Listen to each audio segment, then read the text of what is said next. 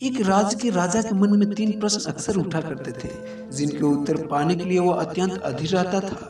इसलिए उसने अपने राजमंत्री से परामर्श किया और अपने सभासदों की एक बैठक बुलाई।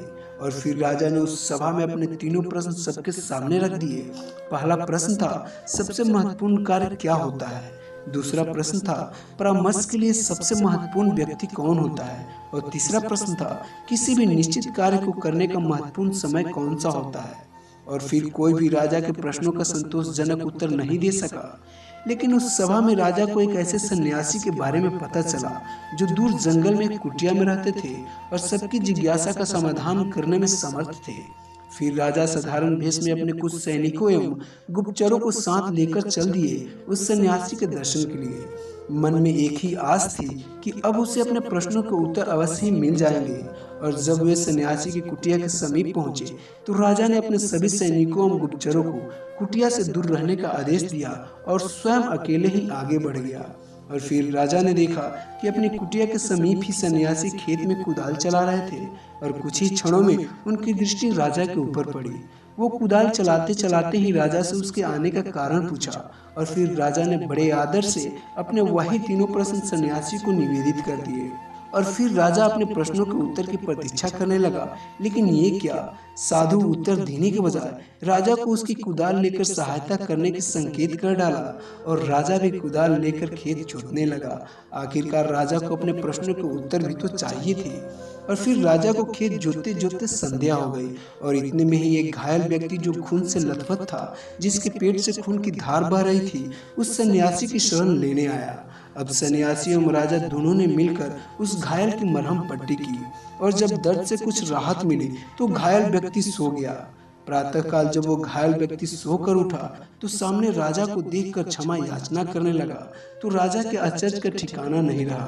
फिर वह व्यक्ति राजा की ऐसी स्थिति देख तत्काल अपना परिचय देते हुए बोला, कल तक आपको मैं अपना घोर शत्रु मानता था, क्योंकि आपने मेरे भाई को फांसी की सजा दी थी और मैं बदले का अवसर ढूंढता रहता था। और कल मुझे पता लगा कि आप साधारण वेशभूषा में इस साधु के पास आए हैं। और मैं आपको मारने के उद्देश्य से यहाँ चला आया और एक झाड़ी के पीछे छिपकर बैठ गया। लेकिन आपके गुप्तचर मुझे पहचान गए और घातक हथियारों से मुझे चोट पहुंचाई। लेकिन आपने अपना शत्रु होने के बावजूद भी मेरे प्राणों की रक्षा की। परिणामतः मेरे मन का द्वेष समाप्त हो गया है। अब मैं आपके चरणों का सेवक बन गया हूँ। अतः आप मुझे दंड दे अथवा मुझे क्षमा दान दे, यह आपकी इच्छा है। घायल की बात सुनकर राजा स्तब्ध रह गया और मन ही मन इस अप्रत्याशित घटना के लिए प्रभु को धन्यवाद करने लगा। और फिर सन्यासी मुस्कुराते हुए राजा से कहने लगे, राजन, क्या अभी भी आपको अपने प्रश्नों के उत्तर नहीं मिले? फिर राजा कुछ दुविधा में दिखाई देने लगा। इसलिए सन्यासी ने बात आगे बढ़ाते हुए कहा, आपके पहले प्रश्न का उत्तर यही है कि सबसे महत्वपूर्ण कार्य वही होता है जो हमारे सामने होता है। जैसे आपने मुझे खेत जोतने में सहयोग दिया, यदि आप मुझे सहयोग नहीं करते तो आज आपके जीवन की रक्षा नहीं हो पाती।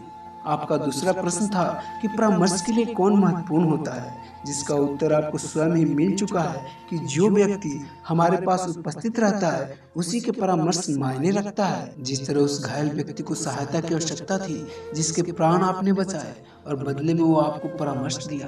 और इस तरह आपका शत्रु भी आपका मित्र बन गया। और आपके तीसरे प्रश्न का उत्तर यही है कि किसी भी निश्चित कार्य को करने का महत्वपूर्ण समय होता है, अभी और इसी वक्त।